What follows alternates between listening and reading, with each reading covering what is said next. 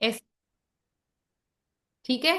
तो ये हो जाएगा GPLA, ग्रेविडा हो जाएगा। जी फॉर क्या हो गया, कितनी बार हम पेट से हुई हैं, सिंधी में घणा दफा पेट सां थिया आयो। फिर अगर अबॉर्शन का पूछना है तो कितने घणा बार जाया थिया आहिनि, ठीक है। और हम्म। सिंधी समझ आई ना। घना बार पेट से थे आयो, मैं लिखूं क्या ये? सुन लो, हो जाएगा तुम्हें याद। मतलब प्रेग्नेंट बोल दोगी, हमल से पूछोगी नहीं आए तो फिर भी पेट लफ्ज होता है। पेट, एब्डोमेन को पेट कहते हैं सिंधी में, आई समझ। हम्म। घणा दफा पेट सां थिया आहियो, घणा बार जाया थिया आहिनि, ऐं घणा बार मुर्दा पैदा थिया आहिनि। मुर्दा से पता चल जाएगा कि यानी 28 वीक्स के बाद वो बच्चा पैदा हुआ है तो उसको वो मुर्दा कंसीडर होता है। उससे पहले क्या ठीक होता है, है, अबॉर्शन से कंसीडर पहले होता होगा है। तो वो हाँ, 28 वीक से पहले होगा तो वो होगा। Abortion, miscarriage. हम्म। ठीक है।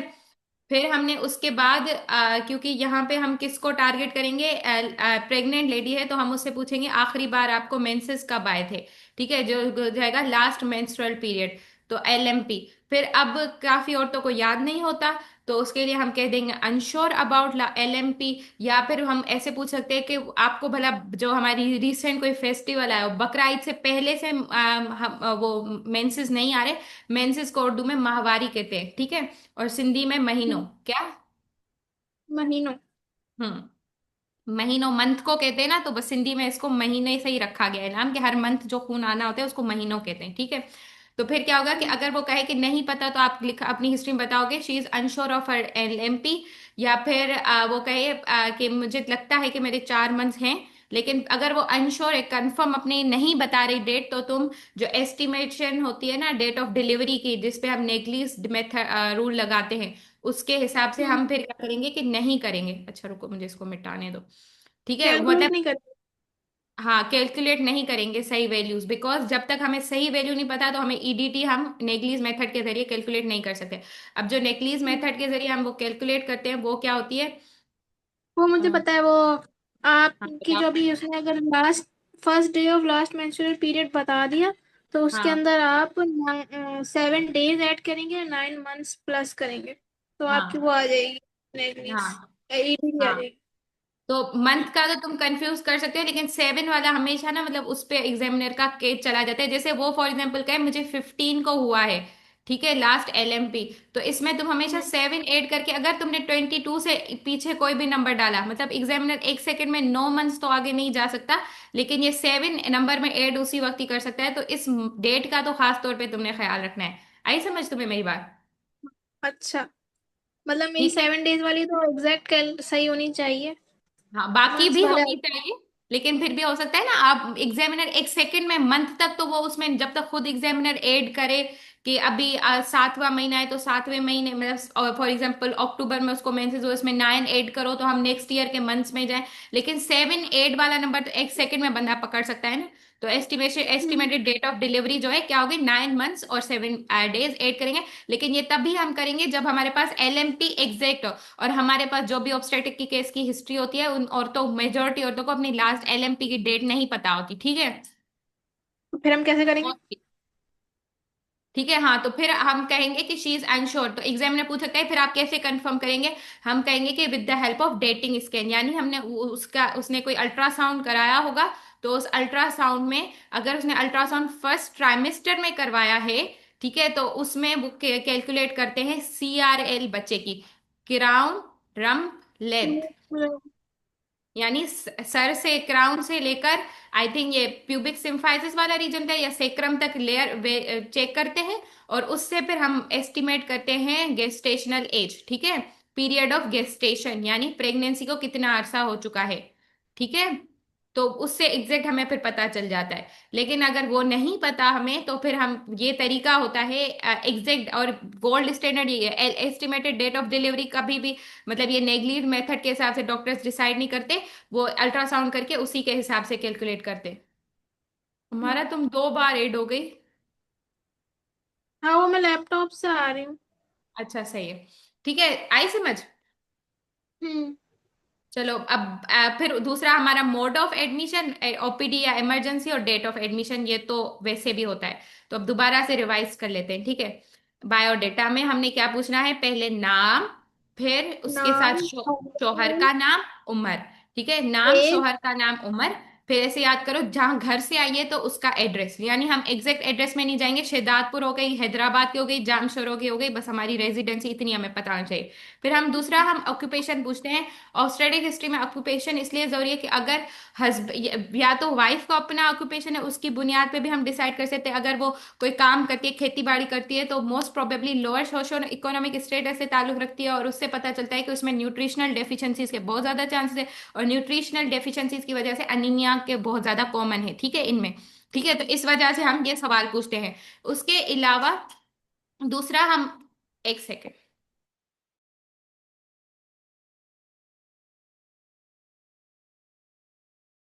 अच्छा ठीक है, फिर आ रही है आवाज? फिर उसी तरह अगर वो हाउस वाइफ है खुद, तो हम जल्दी से पूछ लेंगे और अपना काम है। वो आवाज वो करिए, तुम एक वाले को म्यूट करो हमारा। हाँ अब आ रही। रुको। हाँ, अब मेरी आवाज आ रही है तुम्हें सही? Hello hello. तुम्हें मैंने दोनों जगह से म्यूट कर दिया है, पर आई होप मैं तुम्हारे पास ऑडिबल हूँ, तो मुझे चैट बॉक्स में बता सकती हो। चलो। ठीक है, नेम हो गई, एज हो गया, जेंडर हो गया। जेंडर नहीं पूछेंगे, पता है प्रेग्नेंट सिर्फ औरत ही हो सकती है। तुम आवाज खोल दो ताकि एक सही तरीके से, ताकि मुझे पता चले तुम्हें मेरी आवाज आ रही है, तुम सुन रही हो मुझे। अब आ रही है, आवाज आ रही है। हाँ, अब मेरी आ रही है। हाँ। हम्म। ठीक है, नाम, एज, और क्या नाम है, शौहर का नाम, क्योंकि ऑब्स्टेट्रिक में शौहर के नाम से ही औरत को बुलाया जाएगा, डिफरेंशिएशन ताकि रहे। नाम, शौहर का नाम, एज, फिर एड्रेस कहाँ से आई है, फिर एजुकेशन, ऑक्यूपेशन। हम्म। ये 4-5 चीजें हो गई पर्सनल इस औरत की। फिर उसके बाद हमने ईयर ऑफ मैरिज हमेशा पूछना है, उससे हमें पता चल जाएगा कि शादी को कितने साल हो, तो उसमें काफी अंदाजा चीजों क्या हो सकता है कि शादी को अगर बहुत ज्यादा साल हो गए तो मीन्स कि ज्यादा प्रेगनेंसीज इस अरसे में हुई होंगी, अगर नहीं हुई शादी के इतने अरसे में तो इट प्रूव्स के इनफर्टिलिटी को डील करी थी या कुछ भी। ठीक है, तो ईयर ऑफ मैरिज ये एक्स्ट्रा चीज हो गई। उसके अलावा फिर हमने जीपी, जीपी प्लस जीरो यानी ग्रेविडा और पैरिटी, और फिर जी अबॉर्शन या लाइव बर्थ, जीपीएलए जो है वो कैलकुलेट करना है। फिर उसके बाद एलएमपी, ईडीडी, और मोड ऑफ एडमिशन और date of admission. I think ये 13 चीजें हैं जो हमने हमेशा याद रखनी है। अब तुम ये 13 चीजें रिपीट करो। अच्छा हाँ, पहले हम पूछेंगे नेम, हस्बैंड नेम, और वो रेजिडेंसी, एज। ऑक्यूपेशन। और हम एज। पूछेंगे, एज बहुत जरूरी हाँ, है। नेम, हस्बैंड्स नेम, एज और रेजिडेंसी, ऑक्यूपेशन। और फिर हम पूछेंगे कि इयर्स ऑफ मैरिज के कब से, मतलब घना साल थी वो शादी को, जो भी। और ना, फिर हम पूछेंगे ये इयर्स ऑफ एडमिशन हो गए, date of admission, mode of admission. और हम पूछेंगे कि ग्रेविडा, पैरिटी और अबॉर्शन, और वो लिविंग का पूछेंगे, जीपीएलए। हम्म। ये 12 चीज़ हो गई ना। ईयर्स ऑफ एडमिशन पूछेंगे और ईयर्स ऑफ मैरिज पूछेंगे। हाँ, और एक क्या, तो एजुकेशन तुम छोड़ गई, लेकिन ईडीडी साथ। पूछेंगे। हम्म। अब वो लास्ट एलएमपी पूछेंगे ताकि हम ईडीडी कैलकुलेट कर सकें। हाँ, और 13 फिर 14 हो गए। उसी से ही तुम दिमाग में पीरियड ऑफ गेस्टेशन भी डिसाइड कर लोगी कि मतलब प्रेगनेंसी को कितना अरसा हुआ है। और कोशिश किया करना कि हमेशा ऑब्स्टेट्रिक केस में चीजों को वीक्स में बात करो, ना कि मंथ्स में। ठीक है, ये जरूरी होता है, वीक्स में सब कुछ होता है इसमें हमारा बात करो ऑब्स्टेट्रिक मंथ्स में। में। ठीक है, तो अब दोबारा अच्छा। से यहाँ पे ऑर्गेनाइज करके एक बार लिख लेते हैं, ताकि हम ये वाला कॉपी करके फाइनल फाइल में तुम्हें भेज दूंगी, ताकि तुम्हें भी याद रहे। क्या, नेम, एज। अदित, अदित थारो थारो ताजो नालो छा है थोड़े, हस्बैंड को थाड़े क्या कहते थाड़े, हैं? तुम उर्दू में बोलोगी वो समझ जाएंगी, लेकिन उसमें तुम्हें बस मेन मेन उर्दू के थाड़ो थाड़ो, तुम्हारा नाम क्या है वो समझ जाएगी। ऐसे थाड़ो थाड़ो करोगी तो तुम्हें सीरियस कैसे लेगी। तव्हांजो नालो छा आहे, तव्हांजे मुड़ुस जो नालो छा आहे, तव्हांजी उमिरि केतिरी आहे, तव्हां किसका? काथे आहे? हस्बैंड को क्या कहते हैं? मुड़ुस। ये आगे लिख दो, हस्बैंड के मुर्स लिख दो, मुर्स। तुम शोहर बोल दो वो समझ जाएंगी। भाई बहुत डिफिकल्ट केसेस भी आते हैं मुझे, तो मैं तो हमेशा अनलकी रही हूँ, मुझे तो ऐसे ठेठ सिंधी मिलते हैं जो समझ ही नहीं पाते फिर।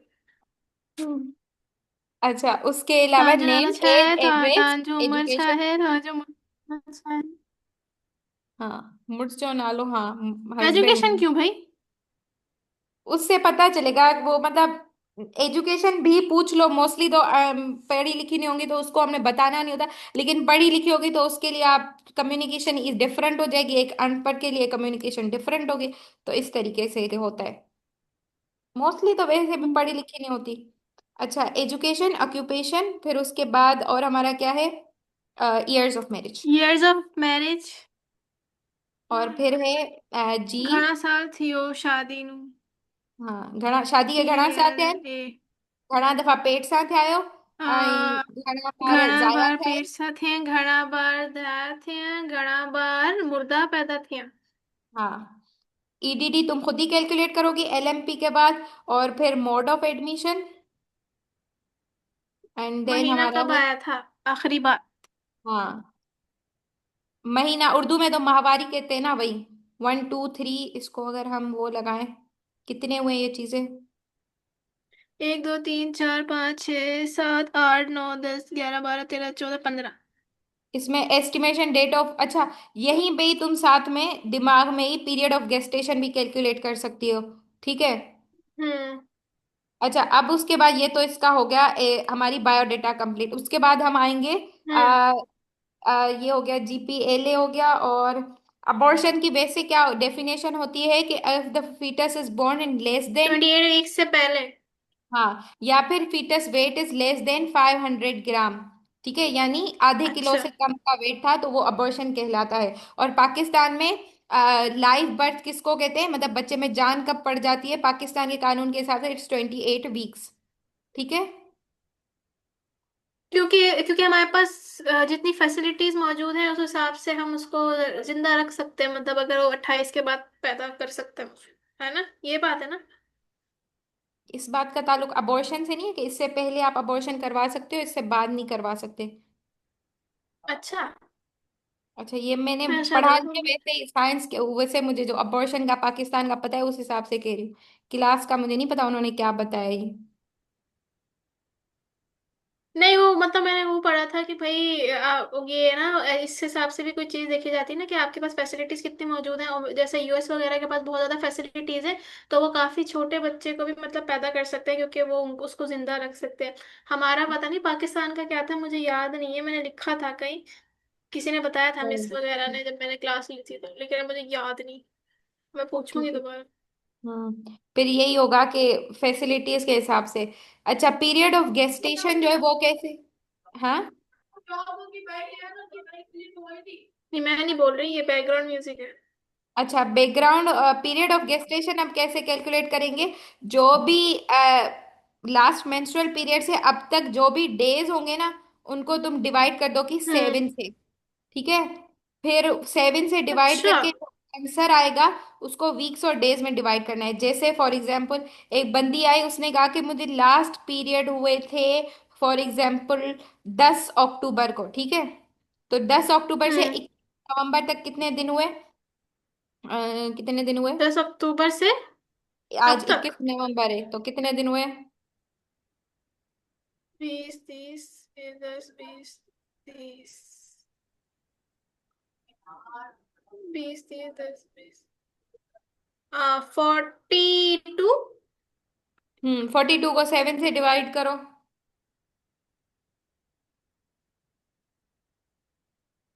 यार यार, अब इसमें खड़ी होकर मैं मैथ्स करूंगी वहां पे। 6 6 आंसर आएगा ना? 6 6 6 आएगा, हाँ। हाँ, तो ये और दिन पूरे हो गए। ये था फॉर्मूला, एक सेकंड में दिखाती हूँ। पीरियड ऑफ गेस्टेशन, दिन नंबर पूरे of days since LMP divided by 7 is equal to week plus 3।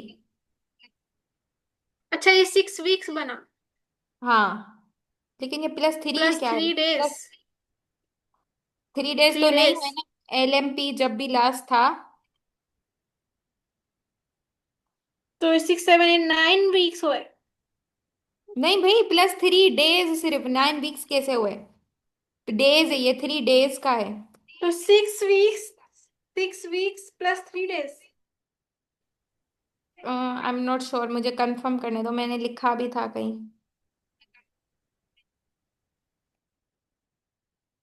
Sorry.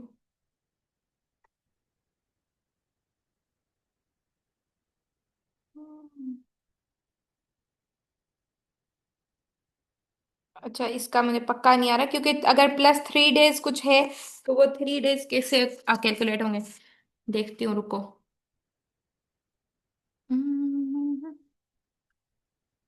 How to calculate period of gestation. Phone करो। अच्छा। अच्छा, फिर इसमें ना जब भी आपके पास ऑब्स्टेट्रिक का केस आएगा तो उसमें LMP today's did not then.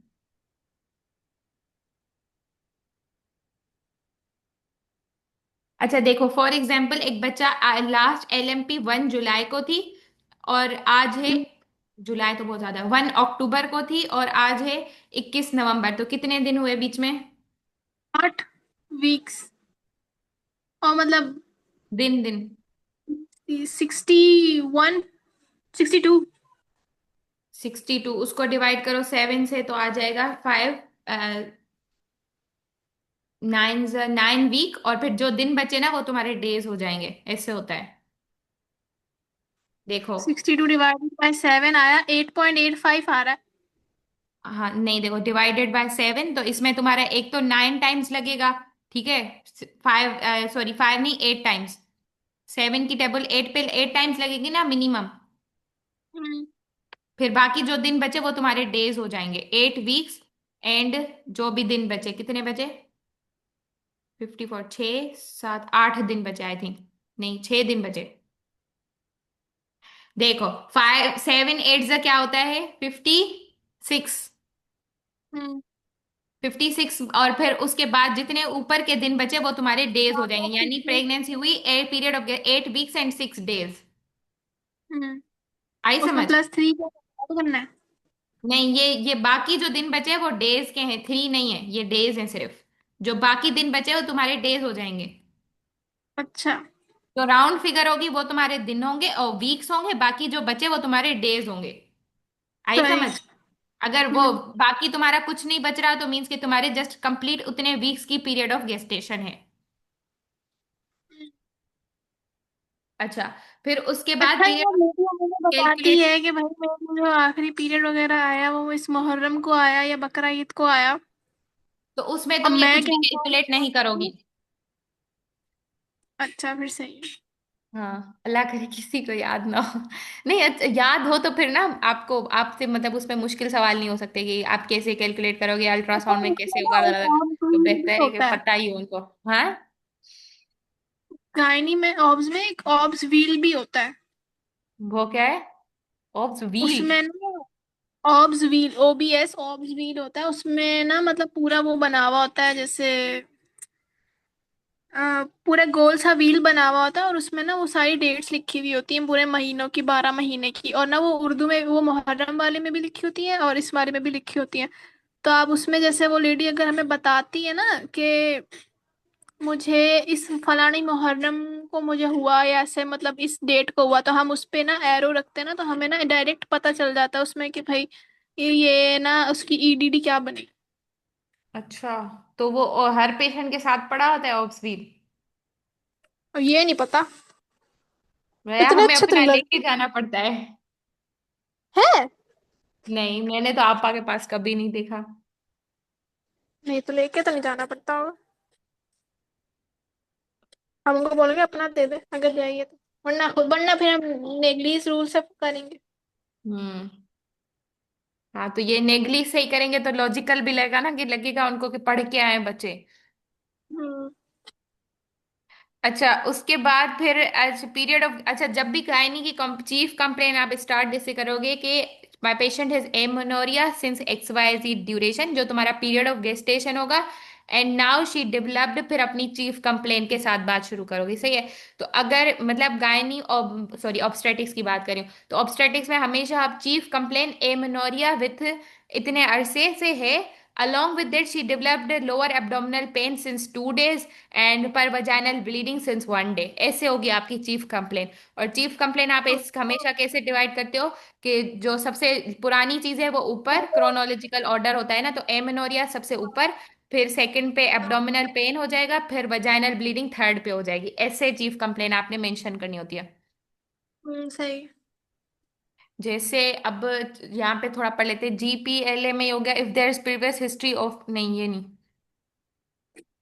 अच्छा ये थोड़ा था कि जीपीएलए कैलकुलेट कैसे होगा, कि देखो इफ लेडी हैज G2 यानी वो 2 बार प्रेग्नेंट हुई, प्रीवियस हम्म। प्रेगनेंसी में क्या हुआ, इंट्रा यूट्राइन डेथ हो गई, तो उसकी क्या हो हम्म। गई, तो अभी वो G2 2 बार प्रेग्नेंट हुई है, अभी एक बार सेकंड टाइम आपके पास प्रेगनेंसी के साथ हुई, प्रीवियस प्रेगनेंसी में इंट्रा यूट्राइन डेथ हो गई। तो इंट्रा यूट्राइन डेथ मीन्स कि ग्रेटर देन, यानी मुर्दा बच्चा पैदा हुआ, इसका मतलब ग्रेटर देन 28 वीक्स की बात हो रही है, तो पैरिटी क्या हो जाएगी, 1 हो जाएगी। लेकिन क्योंकि मुर्दा बच्चा था तो उसकी लाइव बर्थ कितनी हो जाएगी, 0 हो जाएंगी। और अबॉर्शन भी क्या हो जाएगा, 0 हो जाएगा।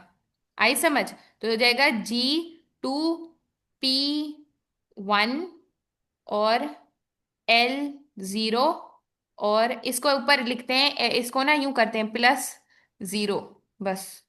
इसके ऊपर लिखेंगे ना, मतलब हाँ P1 + 0 + 0। हाँ, ऊपर करके हेडिंग में, अपो जो भी हेडिंग नहीं जो भी, सही है।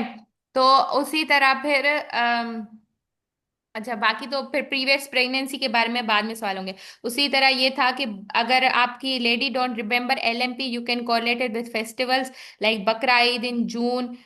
तो 2025 में जून में हुई है, तो बकरा ईद से पहले था या नहीं। या उसी तरह पूछ सकते हैं कि आपने जो पहला फोटो करवाया था वो कब करवाया था, उसमें आपको क्या बताया गया था, वो कि आपका बच्चा कितने हफ्तों का है।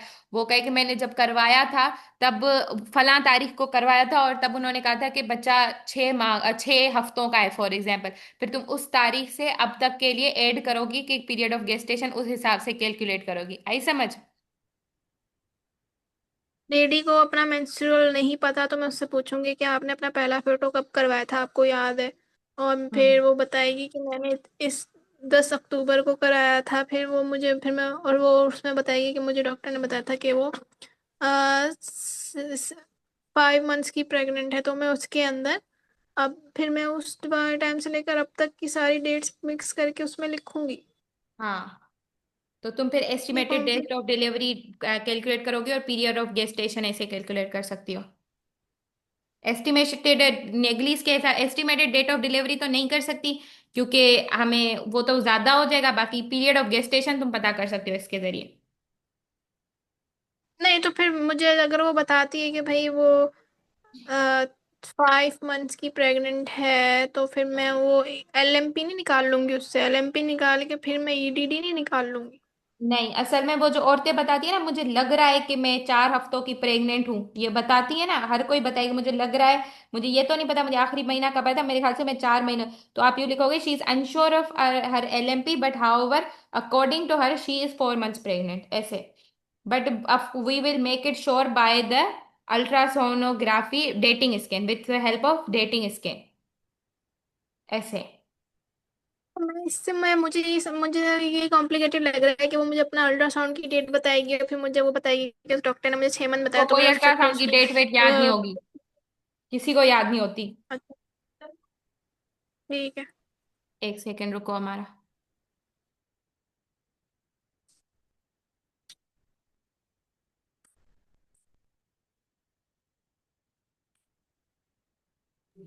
अच्छा उसके अलावा फिर हम क्या करेंगे कि एस्टिमेटेड डेट ऑफ डिलीवरी हम ये कहेंगे she is unsure about her LMP, however it can be, we have to correlate with it with the help of dating scan, ऐसे कहेंगे बस।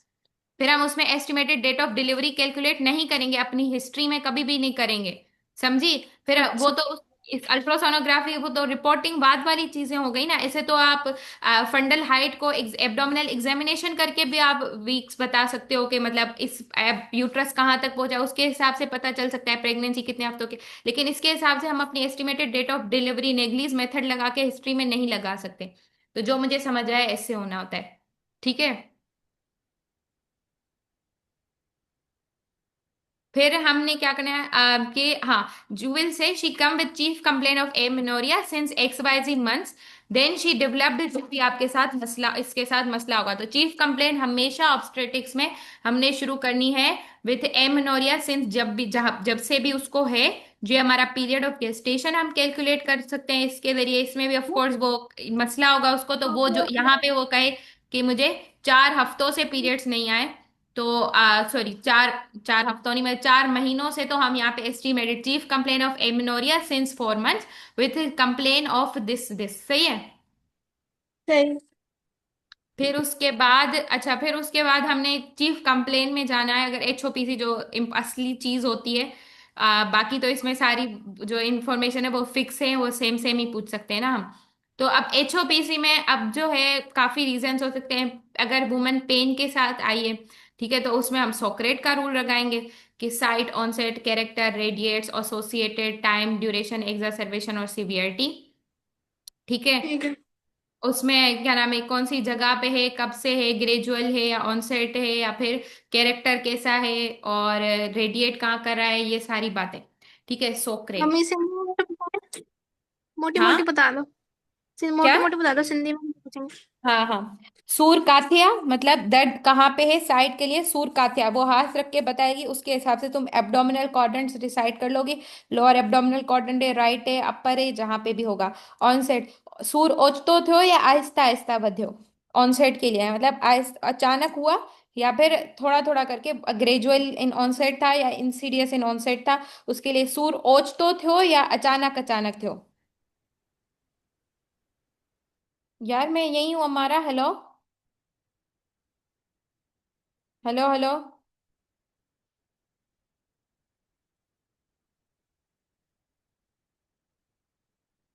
हेलो,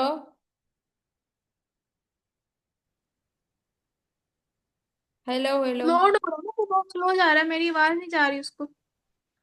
किसको नहीं जा रही? तुम्हें। अच्छा, अब भी आ रही है? हाँ, अब आ रही।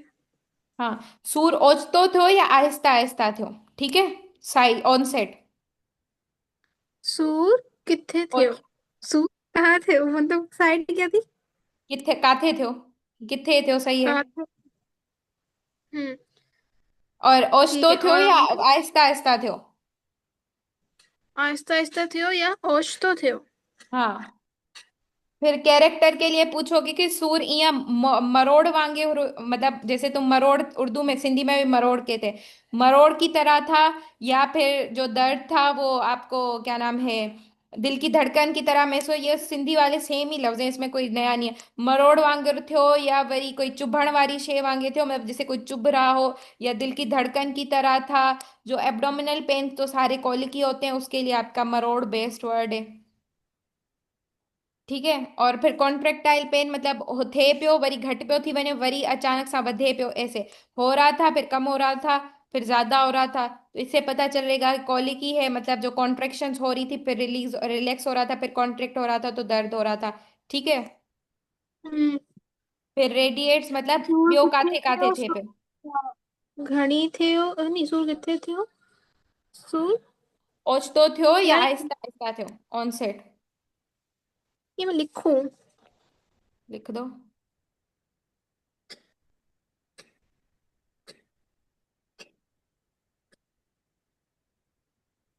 सूर किथे थे? ओश तो थे, ओश तो थे हो या? हाँ। या ओश आज क्या हो? आहिस्ता आहिस्ता थियो, आहिस्ता आहिस्ता वधियो। अच्छा।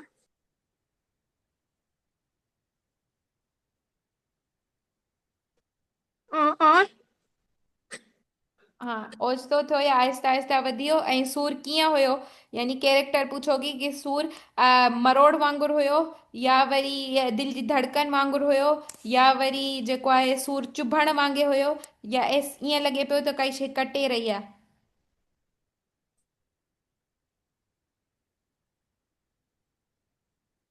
मरोड़ वांगुरु हुयो, ओच या चुभण वांगे हुयो, या ईअं लॻे पियो कोई शइ कटे रही आहे, और पता नहीं क्या क्या।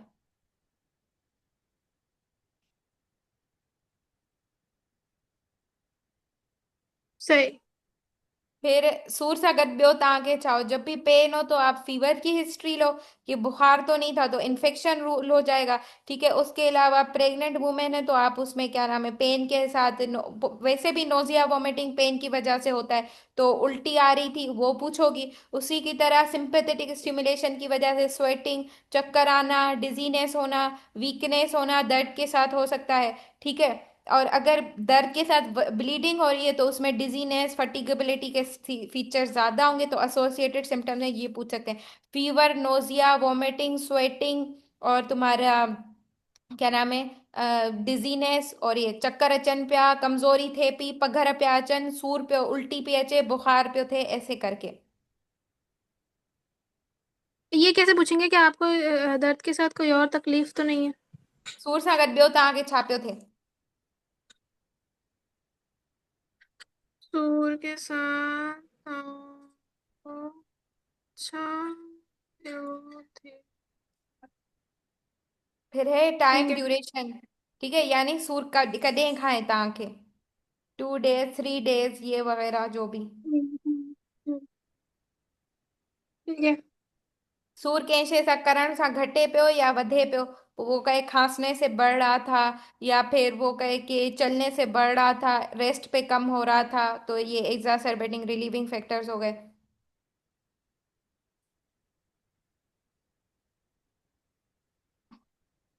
ठीक है। और फिर सिवियरिटी क्या है कि जो आप कम करे सगो पिया सूर सां गॾु, या मुश्किल थे पई कम करण में, या कम करे ही न पिया सगो, छॾे ॾिनव कम खे। तो सिवियरिटी माइल्ड, मॉडरेट, सिवियर।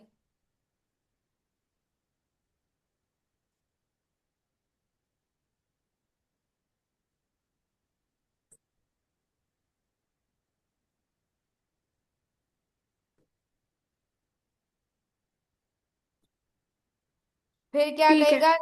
ठीक है, ये तो साइड होगा। अब उसके साथ आपने पेन के साथ फर्दर एसोसिएटेड सिम्टम्स में डीप हिस्ट्री लेनी होती है कि आपको पेन के साथ अब जो जैसे डिफरेंशियल्स पे थोड़ा आते हैं, वैसे ये बात की बात है, लेकिन देखो अगर अर्ली ट्राइमेस्टर में विद लोअर एब्डोमिनल पेन के साथ वुमन आ रही है, तो उसके 3 मेन हम्म। डिफरेंशियल्स बनते हैं। या तो उसको अबॉर्शन हो सकता है। अबॉर्शन के हमारे पास 4 टाइप्स हैं: threaten abortion, inevitable abortion, incomplete abortion, और कंप्लीट मिस्ड अबॉर्शन। ठीक है, लिख हम्म। लेते। कंप्लीट, इनएविटेबल, इनकम्प्लीट, ठीक है, और मिस्ड।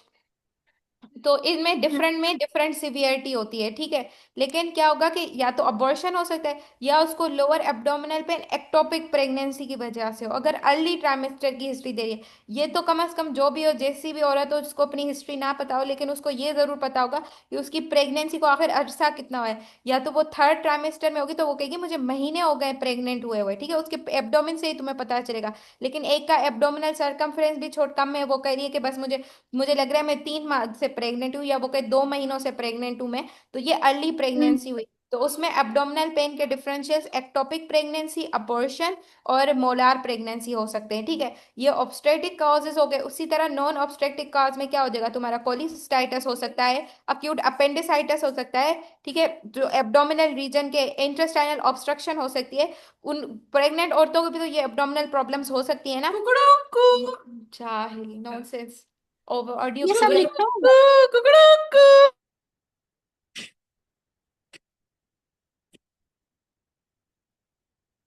मुर्गे आ गए तुम्हारे पास।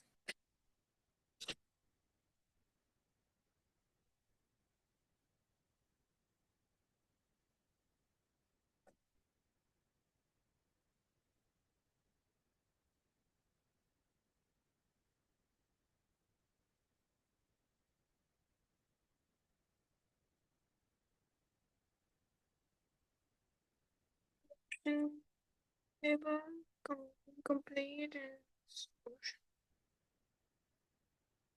बहुत ज्यादा दर्द हो रही है, फर्स्ट सेमेस्टर।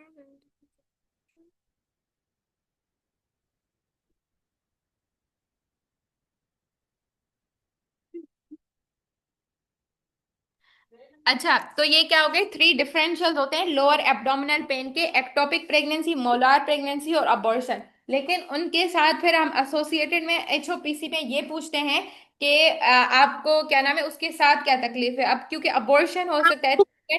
तो वो आ रही है आवाज? मैं कह रही हूँ रुको 1 मिनट। अच्छा अच्छा। यानी पेन था, मेरा पेन नहीं देगा। तो वहां पे रखा था ना। लो।